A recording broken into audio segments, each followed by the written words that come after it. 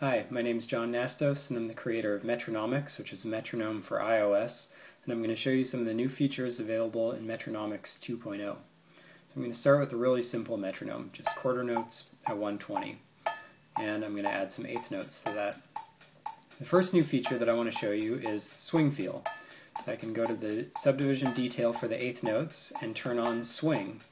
And from there, I can set the swing all the way to 100%, which basically makes it triplets, down to 0, which straightens everything out, and anywhere in between. So you can really get a fine control of how much swing you want to be practicing with. For now, I'm going to turn that off, go back to the main screen here, and add another subdivision. So if I want to practice with 16th notes, go to Add Subdivision, choose 16th notes, and add that. Now I can choose another sound for those. For example, let's do the shaker. Now for this, I'm going to turn down the probabilities of these a little. If you're not familiar with the probability feature of Metronomics, you can go watch the first video, and that describes how that works. But what I want to do next is add another subdivision, and something a little more advanced than 16th notes. So I'm going to go back to Add Subdivision, and instead of Common, I'm going to choose Custom. And this lets you choose any type of subdivision you want. Subdivisions per number of beats, and it gives you some examples here. So quarter notes would be one subdivision per one beat. Eighth notes would be two subdivisions per one beat. But you can do anything up to 100 over 100. So for this, let's do 4 over 3. So not a typical subdivision, something a little more interesting. I'm going to go to Add this subdivision, and now we have 4 over 3 clicking away. The next new feature that I want to show you is a revision of an old feature. For now, I'm going to go back to quarter notes and eighth notes, and I'm going to show you the new sequencer. So again, I'm going to go back to the detail, and I'm going to turn random off for eighth notes. This is the sequencer, which looks sort of untraditional, and the reason for that is because of the custom subdivision features, which I'll show you in a second. But for eighth notes, it's pretty easy to understand. So in back, there are bars. In front of that is beats, and in front of the beats are the subdivisions.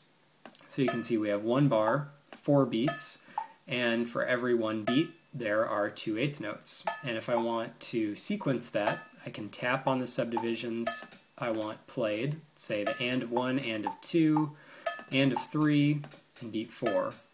And it'll just play those subdivisions instead of playing the random ones based on the probability like before. So that's easy to do. But what if we wanted to sequence something more interesting, like the 4 over 3? Well, the 4 over 3 takes 3 beats to complete the cycle. And the 3 beats don't evenly divide into the 4 beats per measure that we have in our time signature. So what Metronomics does is it figures out how many times that pattern has to be repeated to start on 1 again. In the case of 4 over 3, it would take 3 bars. The 3 bars of 4 have 12 beats, and that 3-beat pattern divides into the 12 beats 4 times. So if we turn off random, we have the sequencer, and you can see we have 3 beats to work with this time. Or sorry, 3 bars. Each bar is divided into 4 beats, and you can see the subdivisions here in front. They no longer divide quite evenly, but you can see that 4 subdivisions line up for every 3 beats. And if I were to activate some of those by tapping them, it would just play those subdivisions, and the pattern would repeat every 3 bars.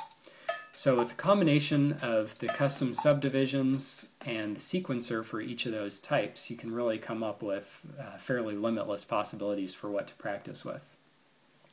Another new feature that I wanted to mention, let's turn this back on, is the a new way to change tempo.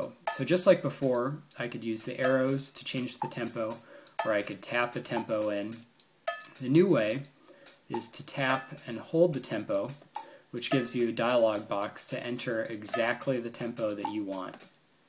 And that can be really useful to quickly go to a specific tempo. Now, if I wanted to, I could add more subdivisions to this metronome to practice with. I could go back to Common, add quarter note triplets. I could add another quarter note subdivision, but change the sound. and now you can see I can swipe back and forth between the subdivisions that I have available. On the newer devices like the iPhone 4 and the iPad, you can have up to 10 subdivisions.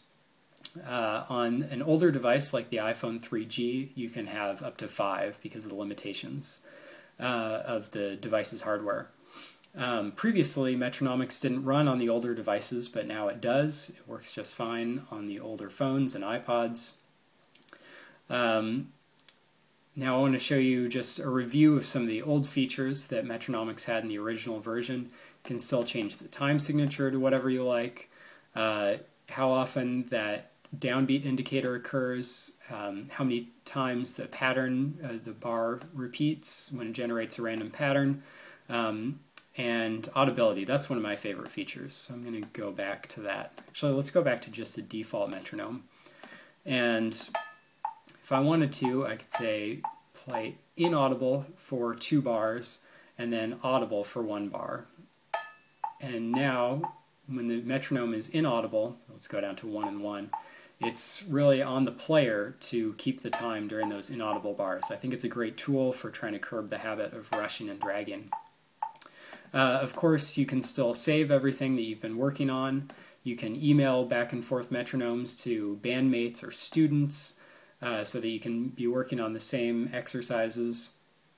In settings, you still have the background switches, the usage indicator, which can be a great motivator, downbeat settings. The new thing in settings is the help section. There's now a manual. Metronomics has a ton of features. I think once you get used to using them, they're really quick and easy to manipulate during practice sessions, but at the beginning, because there's so much that you can do, it might be useful to have a reference. So the manual has descriptions of all the features, even some hints on how they might be useful to use. At the very bottom, there's a link to the Metronomics website where I will be posting more videos showing how I use the metronome to practice, as well as exported metronomes that I have for exercises that you can click on and import to your device. So yeah, be sure to check out that link and learn new ways to use the metronome. If you don't have Metronomics yet, you can get it from the App Store. If you do, thank you for using it. I hope you enjoy the new version, and be sure to check out the website for more tips and tricks on how to use Metronomics. Thanks.